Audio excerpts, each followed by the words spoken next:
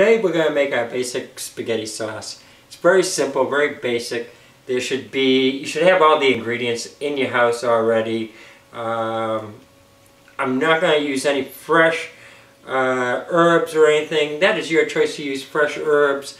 But the majority of us keep canned sauces and stuff like that in the cupboard. We keep the basic dry herbs such as parsley, oregano sitting on our shelves, and that makes it for convenience so that we can just whip it together and within an hour we're eating. These are the ingredients that you'll need. I have sugar, extra virgin olive oil, crushed tomatoes, tomato sauce, just a small can, 15-ounce can of tomato sauce, and 28-ounce can of crushed tomato, and a 6-ounce can of tomato paste.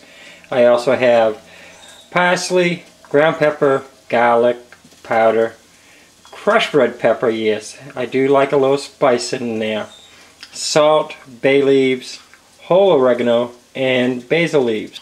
So the first thing you're going to want to do in a pan is pour in your crushed tomatoes.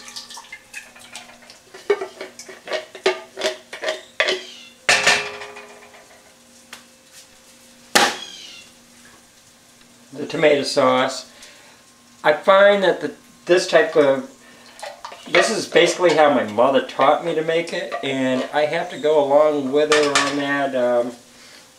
The crushed tomatoes give a little more of a tomato sense to it, more than just the sauce. For some reason, I can't explain it. It's what I use, it's what I do. And then the can of tomato paste, which helps thicken up the crushed tomatoes.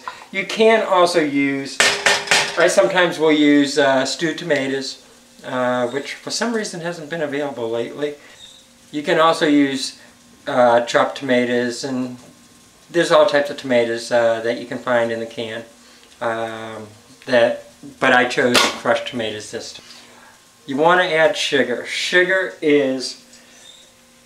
kills the acid, in a sense. You're going to add approximately a tablespoon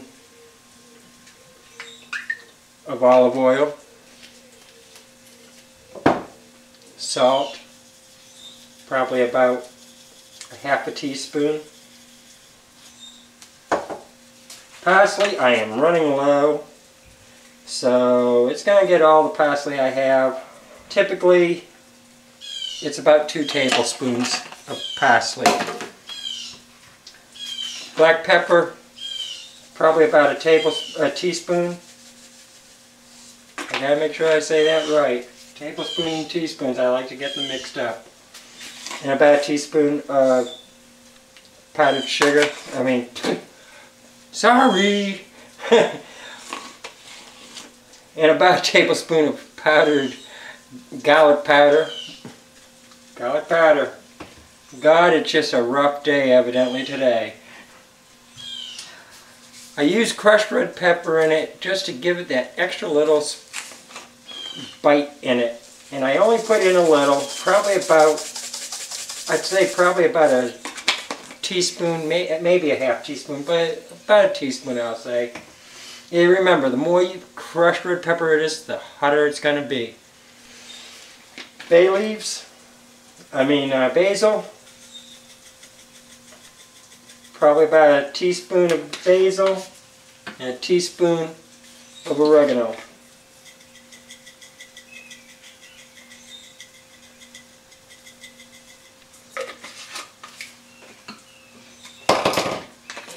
And then, say, 2 bay leaves. The bay leaves can be taken out from the sauce after the sauce is cooked. You're going to want to mix it up, and we're going to turn it on to a medium-high heat right now. We want to get it boiling, or start to boil. Once it does start to boil, then we're going to cook it probably for about an hour. That would be ideal. Anything less than I'd say about a half hour is the least you could go on cooking it, but if you let it go, if you don't cook it long enough, all the spices don't have time to cook into it. So I highly advise letting it cook at least a half hour, but I recommend an hour. And that way there, all the spices have absorbed in. And in about a half hour, I'm going to add meatballs into it to let the meatballs soak up some of the tomato sauce also.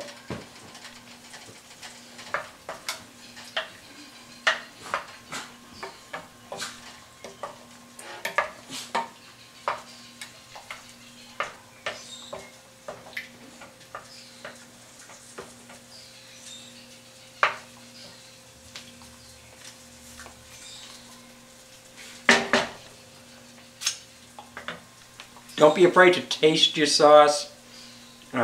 Taste all your foods as you're cooking. It's definitely recommended. And if you want to add some minced onions or some mushrooms, this would be the time to also do that. I do not like onions myself, so you won't see many recipes with me cooking onions. But I do find ways around that to make my food taste very good. And I do normally keep onion powder in the house. Amazingly, I'm out of it today. So I probably will put some onion powder into the sauce also. Remember, sauce is thick, so when it starts to boil, it will splatter up. So you do want to keep it covered. You do not want to stay on a high heat that long.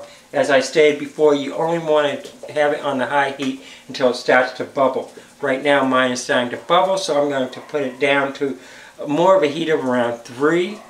And I will leave it at that temperature for approximately 20 minutes, and then I will turn it down to even a lower. The sauce has been cooking for about a half hour now. I am turning down the heat. It's been cooking good. I'm going to add the meatballs now.